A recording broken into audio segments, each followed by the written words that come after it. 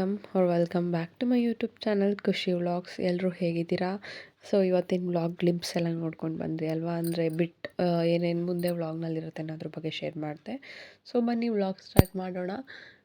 ಇದು 3 days vlog ಆಗಿರುತ್ತೆ. So ನಾನು ಸ್ವಲ್ಪ ಕ್ಲಿಪ್ಪಿಂಗ್ಸ್ನ ಅಟ್ಯಾಚ್ ಮಾಡಿ ಏನೇನಾಯಿತು ಅನ್ನೋದನ್ನ ಹೇಳ್ತೀನಿ. ಸೊ ಇವತ್ತು ಬೆಳಗ್ಗೆನೇ ಮೂಲಂಗಿ ಕಿತ್ಕೊಳ್ಳೋಣ ಅಂತ ಬಂದಿದ್ದೀನಿ ನನ್ನ ಕೈ ತೋಟಕ್ಕೆ. ಆ್ಯಂಡ್ ಸಾಂಬಾರು ಮಾಡೋಣ ಅಂತ ಹೇಳಿ ಬಂದೆ. ಮೂಲಂಗಿ ಇದ್ವಲ್ಲ ಅಂತ ಹೇಳಿ ಮೂಲಂಗಿ ಸಾಂಬಾರು ಮಾಡೋಣ ಅಂತ ಹೇಳಿ ಮಾಡ್ತಾಯಿದ್ದೀನಿ. ಆ್ಯಂಡ್ ತುಂಬ ಚೆನ್ನಾಗಿ ಬಂದಿದ್ವು ಮೂಲಂಗಿ ಕೂಡ. ಇದಾವಾಗಲೇ 3rd ಟೈಮ್ ಹಾರ್ವೆಸ್ಟ್ ಮಾಡಿರೋದು. ಆ್ಯಂಡ್ ಇನ್ನು ಮಿಕ್ಕಿದೆಲ್ಲ ಚಿಕ್ಕದಿದೆ. ಆ್ಯಂಡ್ ನೆಕ್ಸ್ಟ್ ಇನ್ನೂ ಸ್ವಲ್ಪ ಹಾಕಬೇಕು. ಸೊ ಅಲ್ಲೇ ಆ ಸೊಪ್ಪೇನಿತ್ತು, ಈ ಸಲ ಏನು ಪಲ್ಯ ಏನೂ ಮಾಡಲಿಲ್ಲ, ಬಿಕಾಸ್ ಅದೆಲ್ಲ ಸ್ವಲ್ಪ ಬಲ್ತ್ಬಿಟ್ಟಿತ್ತು. ಅದಕ್ಕೆ ಅಲ್ಲೇ ಕಟ್ ಮಾಡಿ ಹಾಕಿ ಮೂಲಂಗಿ ಮಾತ್ರ ತೊಗೊಂಡು ಬಂದೆ. ಸೊ ಅಲ್ಲೇ ಹಾಕಿದ್ರೆ ಏನಾಗುತ್ತೆ ಅಂದರೆ ನಾರ್ಮಲಾಗಿ ಕರಗಿ ಗೊಬ್ಬರ ಆಗುತ್ತೆ. ಆಮೇಲೆ ನಾನು ಅದನ್ನು ಎತ್ಬಿಟ್ಟು ಗಿಡಗಳಿಗೆ ಹಾಕ್ಬೋದು.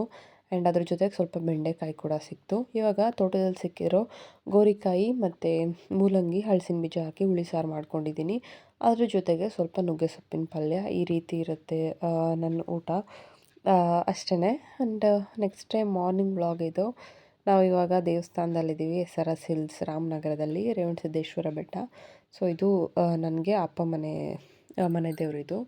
ನಮ್ಮ ಪಾಪುಗೆ ಮುಡಿ ಕೊಡಬೇಕು ಅಂತ ಹೇಳಿ ಅಂದ್ಕೊಂಡಿದ್ವಾ, ಅದರಿಂದ ಕರ್ಕೊಂಡು ಬಂದಿದ್ದೀವಿ. ಒಂದು 2nd ಇಯರ್ ಬರ್ಡೇ ಅಷ್ಟರಲ್ಲಿ ಕೊಡಬೇಕು ಅಂತ ಅಂದ್ಕೊಂಡಿದ್ದೆ. ಬಿಕಾಸ್ ಏನಂದರೆ ಬರ್ಡೇ ಟೈಮ್ ಅಷ್ಟರಲ್ಲಿ ಚೆನ್ನಾಗಿ ಕೂದಲು ಬರಲಿ ಅಂತ ಹೇಳಿ. ಅವನದಂತೂ ತುಂಬ ಕರ್ಲಿ ಹೇರ್ಸ್, ಅಂದರೆ ಪೂರ್ತಿ ಒಂಥರ ಆಗಿಬಿಡುತ್ತೆ ಅವನಿಗೆ. ಪಾಪು ಮಲ್ಕೊಂಡು ಅಲ್ಗೋದ್ಮೇಲೆ. ಸೊ ಮಲಗಿದ್ದ ಆದಮೇಲೆ ಸ್ವಲ್ಪ ಹೊತ್ತು ವೆಯ್ಟ್ ಮಾಡಿ ಅವನು ಎದ್ದ ಮೇಲೆ ಇವಾಗ ಮುಡಿ ಕೊಡೋಕೆ ಅಂತ ಹೇಳಿ ಕರ್ಕೊಂಡು ಹೋಗ್ತಾ ಇದ್ದೀವಿ. ಬಿಕಾಸ್ ಅವ್ನು ಮಲಗಿದ್ದಾಗ ಡಿಸ್ಟರ್ಬ್ ಮಾಡಿದ್ರೆ ತುಂಬ ಇರಿಟೇಟ್ ಆಗ್ತಾನೆ. ಅದರಿಂದ ಅವ್ನಿಗೇನು ಸ್ನಾನ ಮಾಡಿಸ್ಲಿಲ್ಲ ನನ್ನ ಮನೆಯಲ್ಲಿ. ನಾವು ಮಾತ್ರ ಫ್ರೆಶಪ್ ಆಗಿ ಬಂದ್ವಿ. ಅವ್ನಿಗಿಲ್ಲೇ ಮಾಡಿಸಿದ್ರೆ ಆಯಿತು ಅಂತ ಹೇಳಿ, ಬಿಕಾಸ್ ನಾವು ತುಂಬ ಬೇಗನೆ ಹೊರಟ್ವಿ, ಇನ್ನೂ ಚಳಿ ಇತ್ತು ಅವಾಗ. ಅದರಿಂದ ಮುಡಿ ಎಲ್ಲ ಕೊಟ್ಟಿದ್ದಾಯಿತು. ಈ ರೀತಿ ಕಾಣ್ತಾ ಇದ್ದಾನೆ ಇವಾಗ. ಮುಡಿ ಕೊಡ್ಬೇಕಾದ್ರೆ ವೀಡಿಯೋಸ್ ಏನು ಕ್ಯಾಪ್ಚರ್ ಮಾಡೋಕ್ಕಾಗಲಿಲ್ಲ, ಬಿಕಾಸ್ ನಾವಿಬ್ಬರು ಅವನ್ನ ಹಂಗೆ ಹಿಡ್ಕೊಂಡು ಕೂತಿದ್ವಲ್ಲ.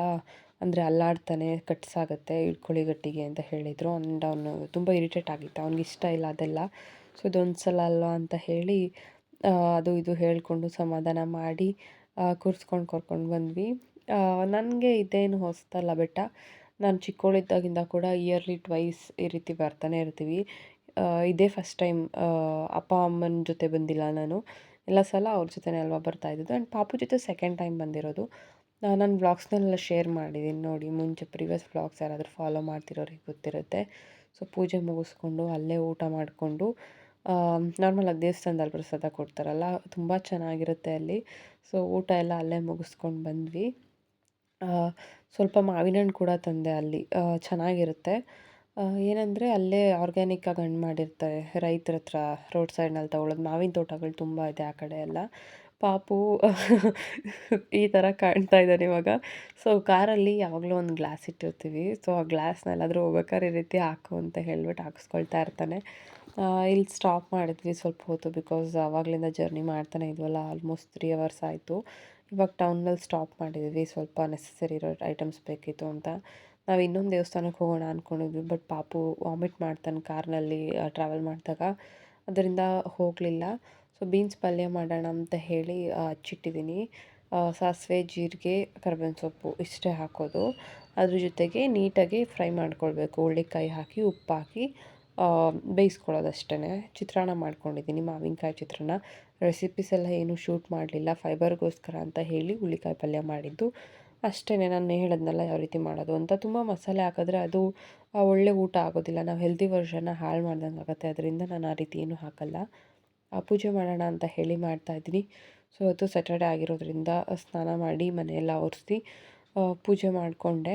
ಆ್ಯಂಡ್ ತಿಂಡಿ ಎಲ್ಲ ಮಾಡಿದೆ, ಬಿಕಾಸ್ ನೆನ್ನೆಲ್ಲ ಟ್ರಾವೆಲ್ ಮಾಡಿ ತುಂಬ ಟಯರ್ಡ್ ಆಗಿತ್ತು. ಅದರಿಂದ ಬೇಗ ಏನೇನು ಮಾಡಲಿಲ್ಲ ಇವತ್ತು, ಸ್ವಲ್ಪ ಲೇಟ್ ಆಯಿತು. ಅಡುಗೆ ಕೆಲಸ ಎಲ್ಲ ಮುಗ್ದಿದ್ದಾವೆ. ಆ್ಯಂಡ್ ಟಿಫನ್ಗೆ ಅದನ್ನು ಮಾಡಿದ್ದೆ. ಸೊ ಪಾಪುನ ಮಲಗಿಸಿದ್ದೀನಿ.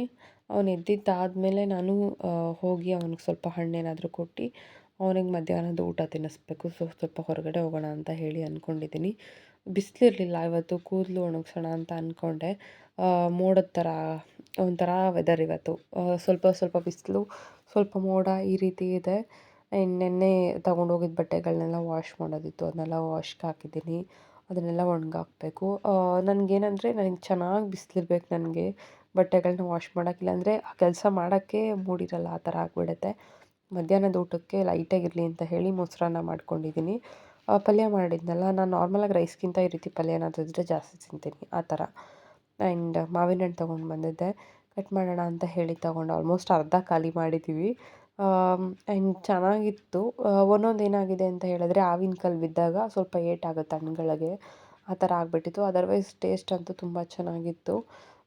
ನಾರ್ಮಲಾಗಿ ಔಷಧಿ ಹಾಕಿ ಹಣ್ಣು ಮಾಡೋದಕ್ಕಿಂತ ಈ ಥರದ್ದು ಚೆನ್ನಾಗಿರುತ್ತೆ. ಆ್ಯಂಡ್ ಪೈನಾಪಲ್ ಇದೆ, ಜ್ಯೂಸ್ ಮಾಡಬೇಕು. ಮನೇಲಂತೂ ತುಂಬ ಹಣ್ಣಿದ್ದಾವೆ ಇವತ್ತು. ಪೈನಾಪಲ್ ಇದೆ, ಆ್ಯಪಲ್, ಪೊಮೊಗ್ರನೇಟ್ ಇದೆ, ಸಪೋಟೊ ಇದೆ, ಆ್ಯಂಡ್ ಮಾವಿನ ಹಣ್ಣಿದ್ದಾವೆ, ಹಲಸಿನ ಹಣ್ಣಿದೆ, ಬೇಲ್ದ ಹಣ್ಣಿದೆ. ಏನೇನು ಯೂಸ್ ಆಗುತ್ತೋ ಇವತ್ತೆಲ್ಲನೂ ಖಾಲಿ ಮಾಡಬೇಕು ಅಂತ ಅಂದ್ಕೊಂಡಿದ್ದೀನಿ. ಸಪೋಟೊ ಎಲ್ಲ ಹಣ್ಣಾಗಿದ್ವು, ಕಟ್ ಮಾಡಿ ಎಲ್ರಿಗೂ ಕೊಟ್ಟೆ. ಪೈನಾಪಲ್ ಜ್ಯೂಸ್ ಮಾಡಿದೆ. ಆ್ಯಂಡ್ ಬೇಲ್ದ ಹಣ್ಣು ಏನಾಗಲ್ಲ, ಜಾಸ್ತಿ ದಿನ ಇಡ್ಬೋದು. ಆ್ಯಂಡ್ ಹಲಸಿನ ಹಣ್ಣು ಕೂಡ ನಾಳೆ ಯೂಸ್ ಮಾಡೋಣ ಅಂತ ಅಂದ್ಕೊಂಡಿದ್ದೀನಿ. ಪೈನಾಪಲ್ಸ್ ಕೂಡ ತುಂಬ ಇತ್ತು. ಆ್ಯಂಡ್ ಈ ಹಣ್ಗಳನ್ನೆಲ್ಲ ಪಾಪು ತಿಂತಾನೆ. ಅವ್ನಿಗೊಂದು ಪೊಮೊಗ್ರನೇಟ್ ಕಟ್ ಮಾಡಿಕೊಟ್ಟೆ. ಹಣ್ಣುಗಳಿದ್ರೆ ನನಗಂತೂ ಲೈಕ್ ನಾನು ಜಾಸ್ತಿ ಊಟಕ್ಕಿಂತ ಹಣ್ಣುಗಳನ್ನೇ ಜಾಸ್ತಿ ತಿಂತೀನಿ. ಆ್ಯಂಡ್ ಇವಂತೂ ಬೇಲ್ದ ಹಣ್ಣಂತೂ ತುಂಬ ಜಾಸ್ತಿ ಇದ್ದಾವೆ. ಇದು ಸ್ವಲ್ಪ ಹಾಳಾಗಿಬಿಟ್ಟಿತ್ತು, ಅದನ್ನೆಲ್ಲ ಚೆನ್ನಾಗಿರೋದನ್ನೆಲ್ಲ ಇಟ್ಕೊಂಡು ಇನ್ನು ಮಿಕ್ಕಿದ್ದನ್ನೆಲ್ಲ ಎಸೆದೆ.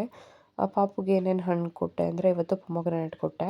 ಆ್ಯಂಡ್ ಅದ್ರ ಜೊತೆಗೆ ಅವನಿಗೆ ಸ್ವಲ್ಪ ಜ್ಯೂಸ್ ಮಾಡಿದೆ, ಅದನ್ನು ಕೂಡ ಕೊಟ್ಟೆ ಪೈನಾಪಲ್ ಹಾಕಿ. ಕೈ ತೋಟದಲ್ಲಿ ಸ್ವಲ್ಪ ಗೋರಿಕಾಯಿ ಸಿಕ್ಕಿದ್ವು, ಅವನ್ನೆಲ್ಲ ಹೋಗಿ ಕುಯ್ಕೊಂಡು ಬಂದೆ, ಬೆಂಡೆಕಾಯಿದ್ನೆಲ್ಲ. ಸೊ ಫ್ರಿಡ್ಜ್ನಲ್ಲಿ ಇಡ್ತಾಯಿದ್ದೀನಿ ಇವಾಗ, ಒಂದು ಕಂಟೈನರ್ಗೆ ಹಾಕಿ. ಇನ್ನೊಂದಿಷ್ಟು ಸಿಕ್ಕಿದ್ಮೇಲೆ ಎಲ್ಲ ಹಾಕಿ ಸಾಂಬಾರ್ಗೆ ಹಾಕೋದು, ಅಥವಾ ಅಂದರೆ ನಾನು ಜಾಸ್ತಿ ದಿನ ಇಡಲ್ಲ, ಸಾಂಬಾರ್ಗೆ ಹಾಕೋದು ಅಥವಾ ಪಲ್ಯಕ್ಕೆ ಯೂಸ್ ಮಾಡ್ಕೊಳ್ತೀನಿ. ತೋಟದಿಂದ ಪಾಪುಗೆ ಅಂತ ಹೇಳಿ ನಾಟಿ ಕೋಳಿ ಮೊಟ್ಟೆ ತೊಗೊಂಡು ಬಂದಿದ್ದರು. ಸೊ ಅದ್ರ ಮೇಲೆ ಇರೋದು ಏನು ಅಂತ ಕೇಳಬೇಡಿ, ನಾರ್ಮಲಾಗಿ ನಾಟಿ ಕೋಳಿ ಫ್ರೆಶ್ ಆಗಿರೋದು ಅದೇ ಥರ ಸಿಗುತ್ತೆ ಮೊಟ್ಟೆ. ಅದನ್ನೆಲ್ಲ ಒಂದು ಬೌಲ್ಗೆ ಹಾಕಿ ತೊಳೆದಿಡೋಣ ಅಂತ ಹೇಳಿ ತಗೊಳ್ತಾ ಇದ್ದೀನಿ. ಪಾಪುಗೆ ಇದೇ ಮೊಟ್ಟೆ ಕೊಡೋದು, ನಾನು ಅಂಗಡಿ ಮೊಟ್ಟೆ ಏನು ಕೊಡಲ್ಲ. ಸೊ ನಾನು ಇವಾಗ 3 ದಿನದ ವ್ಲಾಗ್ ಶೇರ್ ಮಾಡಿದ್ದೀನಿ. ಮುಂದಿನ ವ್ಲಾಗ್ನ ನೆಕ್ಸ್ಟ್ ವ್ಲಾಗ್ನಲ್ಲಿ ಕಂಟಿನ್ಯೂ ಮಾಡ್ತೀನಿ. Thank you for watching.